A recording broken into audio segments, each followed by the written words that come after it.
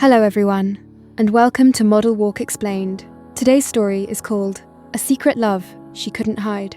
Our model portrays Hazel, a young radio journalist who has carried a secret love in her heart since she was 17. Hazel was 17 when she secretly fell in love with Ryan, her older brother's best friend.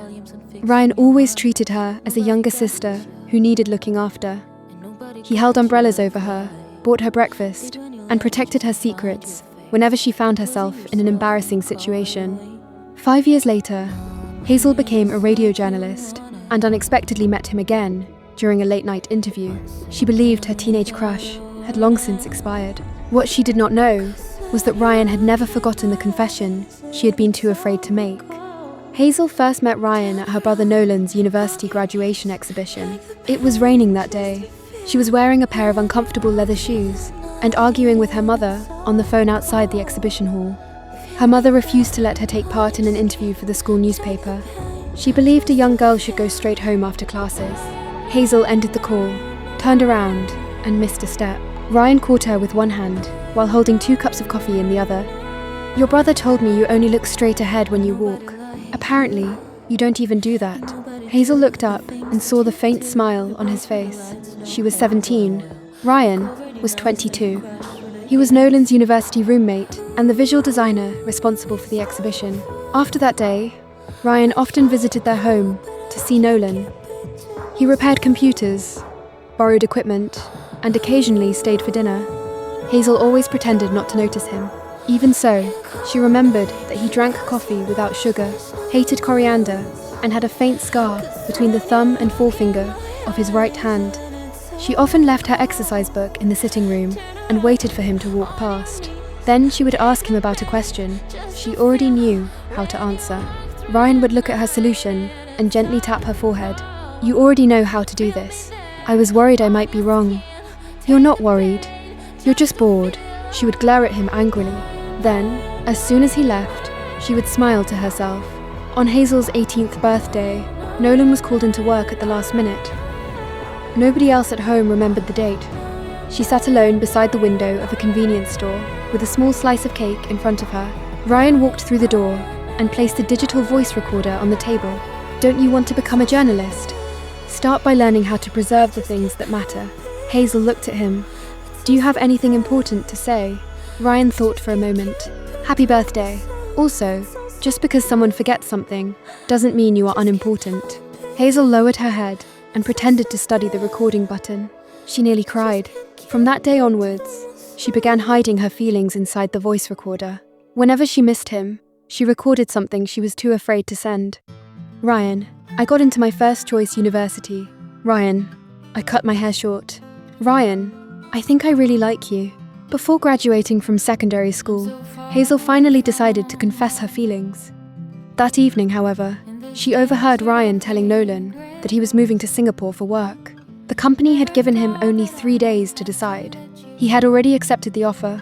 Hazel stood behind the hallway wall, holding a card she had spent days writing. Before leaving, Ryan came to say goodbye. As always, he gently ruffled her hair.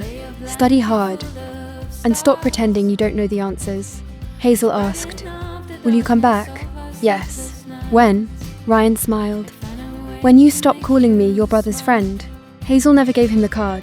5 years later, she joined a radio station and became responsible for interviewing people from across the city.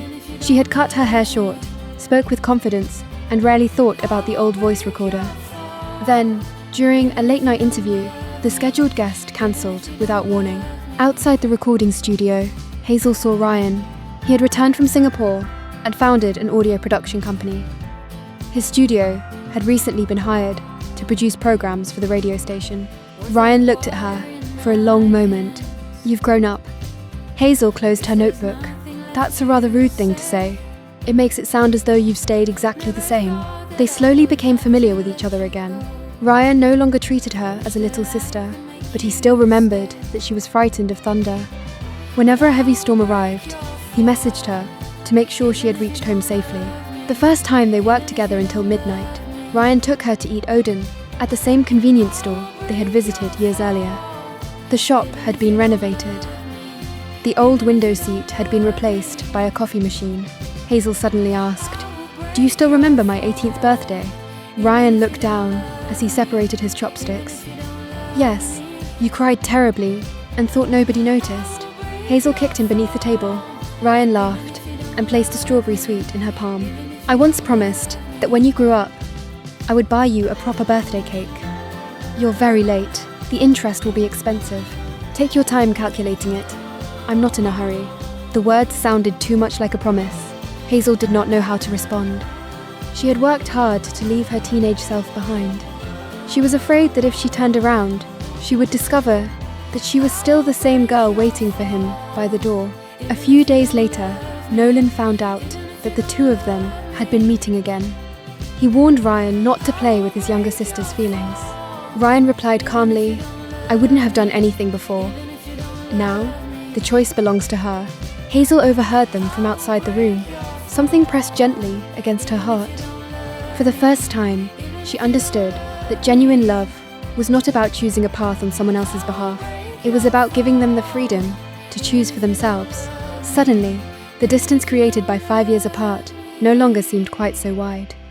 Hazel continued telling herself that she no longer loved him. Then, during another late-night shift, she saw a female producer asleep against Ryan's shoulder. Hazel made 3 editing mistakes that evening. Ryan led her into an empty recording studio. "Are you angry?" "No." "Then why did you edit my interview into 8 minutes of silence?" Hazel could not answer. Ryan lowered his voice. "Hazel, I didn't wait 5 years just to hear you say no." She stared at him. Before leaving for Singapore, Ryan had seen the undelivered card on Nolan's desk. He had never opened it. He had only seen his own name written on the envelope. He knew Hazel had feelings for him. He simply did not dare accept them, while she was still too young to understand how large the world could be. Hazel asked, "And now you dare?" Ryan looked directly at her. "Now you have your own career and your own life. You also have the freedom to reject me." Hazel returned home and found the old voice recorder. Its batteries had stopped working years ago, but the recordings could still be transferred to a computer. The following day, she added the final recording to the end of her radio program. A nervous teenage voice played through the studio speakers. "Ryan, I think I really like you." When the recording ended, Hazel switched on the live microphone. She took a breath. "Correction. I don't think. I know." On the other side of the glass, Ryan removed his headphones and smiled as he walked towards her. This time, Hazel no longer needed to hide her love. That brings today's romantic story to an end.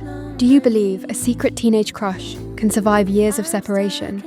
If you enjoyed this 4K black tights fashion model shoot and romantic storytelling video, please subscribe to the channel, like the video, and turn on notifications. That way, you will never miss our latest model shoots, fashion films, and original love stories. Thank you for watching. We look forward to seeing you again in the next video.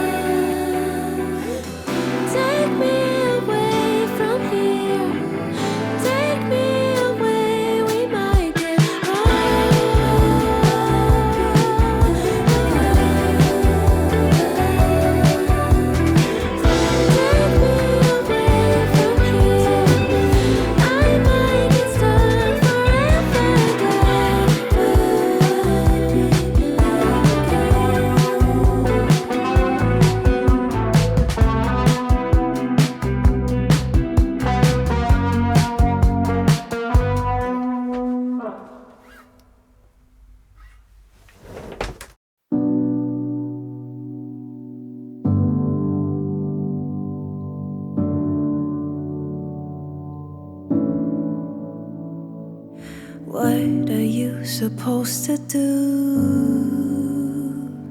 when the world is crashing down on you?